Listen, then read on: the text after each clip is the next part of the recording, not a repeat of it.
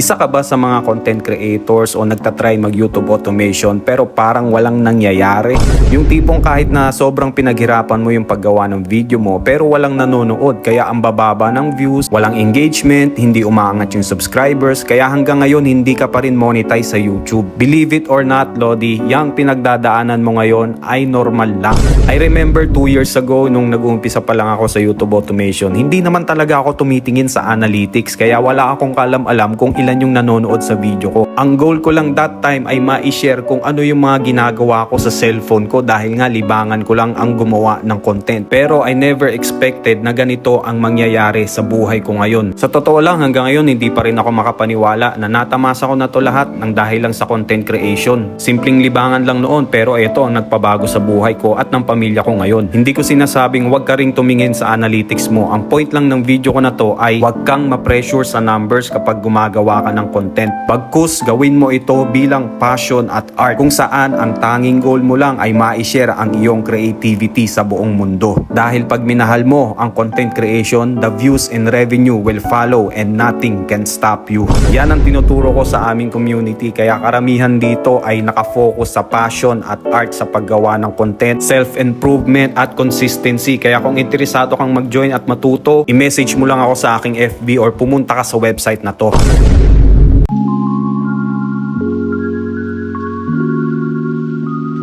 Naranasan mo na ba yung last upload mo maraming views pero yung next bokya?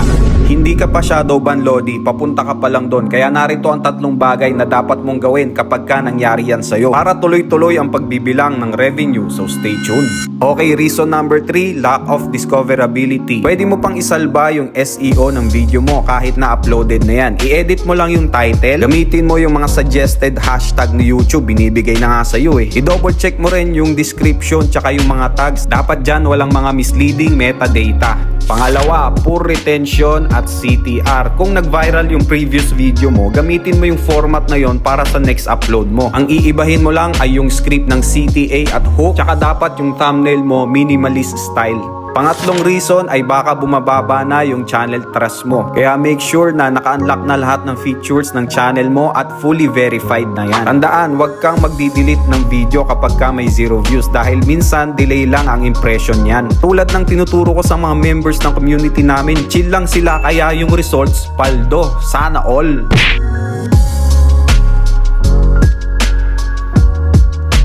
Nagbabala ka bang gumawa ng bagong YouTube channel ngayong 2026?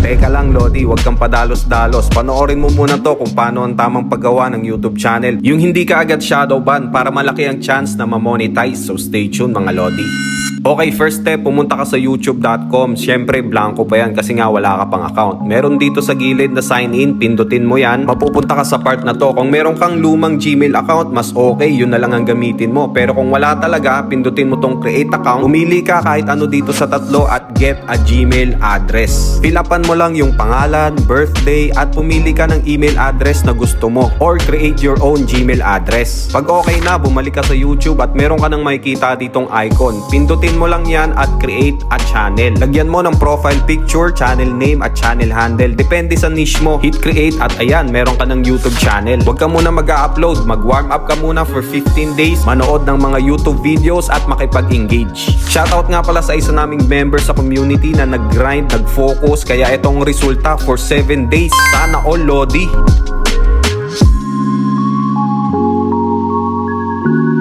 Real life versus AI niche. Isa na naman sa mga nagva-viral ngayon sa YouTube. Grabe yung mga views neto. Paldo. Sa videong ito, tuturuan kita kung paano gawin yan step by step at isi-share ko rin sa'yo kung paano yan ma-monetize. So stay tuned. Gusto mo bang kumita sa YouTube gamit ang iyong cellphone, tablet, or PC at mapabilang sa kanila na na-monetize na? I-message mo lang ako sa aking FB or i-click mo yung link na to for full details. First step, kukuha tayo ng mga clips sa mga Chinese app na kagaya nito para iwas reuse content violation. I-search mo lang yung funny videos. Pili ka ng clips na gusto mong i-transform into real life versus AI content. Pag nakapili ka na, i-download mo lang at i-screenshot mo yung first frame ng video na yon. Step 2, pumunta ka ng Meta AI. I-upload I-upload mo dito yung screenshot at lagyan mo ng prompt na animate this image. Antayin mo lang mga 1 minute hanggang matapos ma-generate yung video. So eto na yung result yung pina-animate natin sa Meta AI. Now for the final step, pumunta ka sa CapCut, pagsamahin mo yung dalawang clip, yung real clip tsaka yung AI generated. Para mas may value ang content mo, lagyan mo ng original script para sa commentary, add video and transition effects, sound effects, subtitle at ready to upload na yan, Lodi. Ilan lang yan sa matututunan mo sa aming community, kaya yung iba dito nag-umpisa ng kumita sa YouTube automation, kaya ano pang hinihintay mo?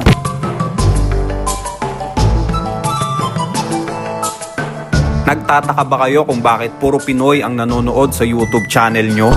Egols ka dyan, Lodi. Bibigyan kita ng 3 strategy kung paano maging United States ang mga viewers mo para naman mas mataas yung RPM ng mga content mo, so stay tuned, Lodi.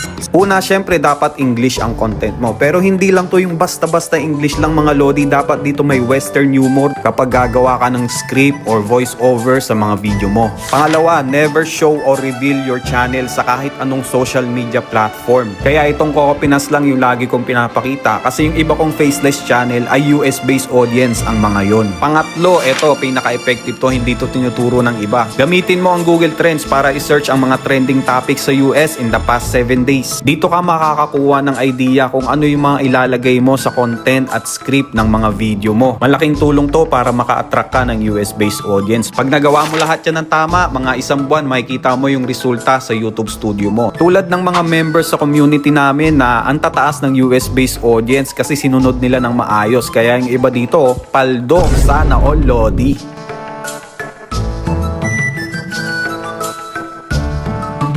Nagtataka ba kayo kung bakit zero revenue ang lumalabas sa analytics nyo?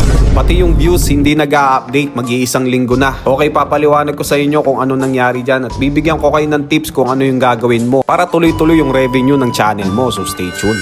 Una mong gagawin, pumunta ka ng YouTube Studio. Dito mo makikita kung merong known issues ang YouTube ngayon. Kapag ka related to sa issue ng channel mo, i-click mo yan at mapupunta ka sa page na to. Dito ipapaliwanag nila kung ano yung issue at anong dapat mong gawin para ma-resolve yan. Karamihan sa mga issue sa analytics ay kailangan mo lang mag-intay, wala kang gagawin kasi bug lang yan. May mga nagpo-post din dito na nakaka-experience ng same issue. Second option, pwede kang pumunta sa website na to at i-type mo dito yung issue ng channel mo. Let's say meron kang issue sa pag-upload. Makikita mo dito kung merong known issue or kung ano yung gagawin mo para maayos yung problema ng channel mo. Bibigyan ka rin nila ng tips na makakatulong sa YTA journey mo. O diba, ganun lang kasimple. Ilan lang yan sa mga tinuturo ko sa aming community, kaya yung iba dito nasa tamang landas at ang gaganda ng results. Patunay lang na walang imposible kung willing kang matuto.